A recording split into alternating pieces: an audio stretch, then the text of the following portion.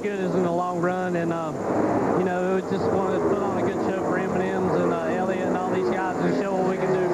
You heard Elliott Sadler say in our pre-race he felt like his car was the strongest on the long runs. Phoenix, Alaska. Well, Dave Blaney is real happy. He has passed 25 cars, but he's even more happy with his own vehicle. Crew chief Robert Booty Barker nailed the setup so far. No complaints from Blaney, no adjustments, just new tires when he comes in on his pit stop. Dick?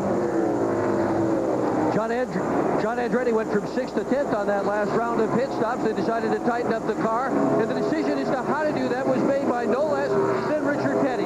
It clearly worked. He's picked up another spot. Andretti now running in 9th spot. Well, we've not yet had one of those long runs that some of the drivers are looking for. The longest green flag run we've had has been right at 30 laps. And these things do get ill about 50 laps into a run. But I tell you, I've been watching Larry started way in the back, but he's just nipping his way to the front. As this cat right here, things are looking up for him. Yeah, and again, this is the same car that we heard our guys earlier talk about. He had at Rockingham. A lot of teams, even Elliott Sadler, talked to Raymond Fox this morning myself. Same setup that works at Rockingham will be pretty tunable for this place. Always ran this was always I ran the Bristol setup here, but as my brother always told me, I'm old school. Jerry Nadeau running in 3rd. Does he have a tire rub on the right front? Seeing a little bit of smoke. Looks like a little haze over there. He could have brought. Yeah, it is. Yeah, big time. Matt? And that's exactly what he asked on the radio, and his team told him that the right front tire was rubbing. That would really that's a serious rub. I don't think I'd sit out there very long with that. I'm not sure that he got into anybody. It doesn't appear to have a lot of damage. There might be minor damage, but he can't stay out there with that tire rubbing like that. The tires coming outside. That's what they said. They said no oil was on their windshield. One outside. That was, they checked with one of the cars that was behind Nadeau. Yeah. Was it oil smoke? They said no. I don't see any damage on the car whatsoever. No damage, so we're rubbing because of something else. Yeah, we've been told that NASCAR is going to put the black flag out for him, so he's going to have to come to pit road. That's going to cost him probably close to 2 laps. And what a shame. I mean, he's off to the start he had there, and he spun out, and he recovered, and he's running in the top 2 or 3. Guys, I don't think it's tire. I don't think it is either. Now, I did it initially, but it's got to be an oil leak. I mean, this is the kind of luck these guys have had all year long. Pressure, water's 200, oil's 230. I'm smoking like hell now. Yeah, that's not a tire rub now. It's coming out of both fenders.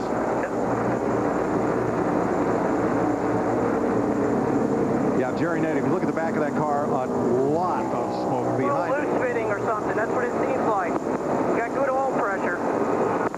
Or stay back. Gas guys, stay back. Stay back, gas guys. 2, 1. Matt? Well, Mike, you can see Ryan Pepper and the crew chief unhooking the hood. He's going to raise the hood. Jerry Nadeau said one thing. It might actually be maybe a loose oil line or something. It kind of smells like oil. Ryan is marking out orders. They're going to try to diagnose what's wrong here with the 01. A tough break for Nadeau. Had a great day going.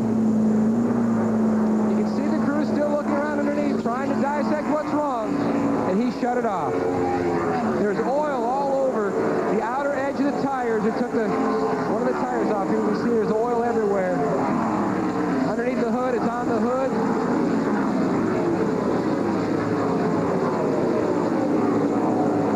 Well, that's a heartbreaker for Jerry Nadeau. It's one thing when that happens and you're running in the back, but when you're running up there in the top 3, gosh, that's tough. And to overcome what they had overcome by spinning out there at the first part of the race and getting back up to 3rd position. And plus, I think it's good for the Pontiac teams because I think they were probably the weaker of all the manufacturers, and to have a car running that well was good for them today. Matt Kenseth, leader of the NASCAR Top 10. You see him closing up on Dale Earnhardt Jr. He's just gone into 9th place. And we talked about overcoming deficit. Just remember, he had spun out early in the race, was way back almost dead last. Now he's up tonight, just went by John Andretti.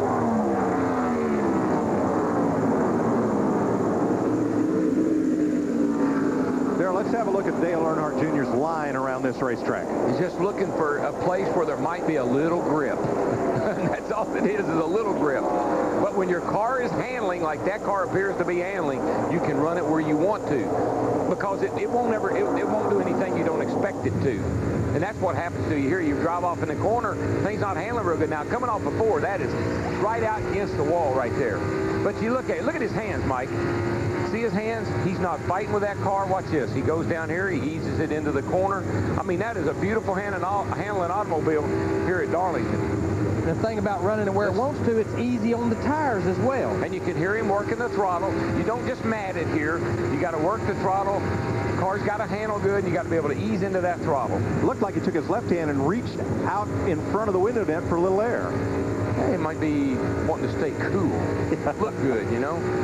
But if there is a racetrack where you drive it as much with that throttle, that steering wheel is with the throttle pedal, it's here at Darlington. All right, folks, we're going to help you out. Here's the not-so-secret number in our Be a Grand Marshal for a Day contest. Just log on to NASCAR.com or FoxSports.com on Lycos and enter for your chance to win.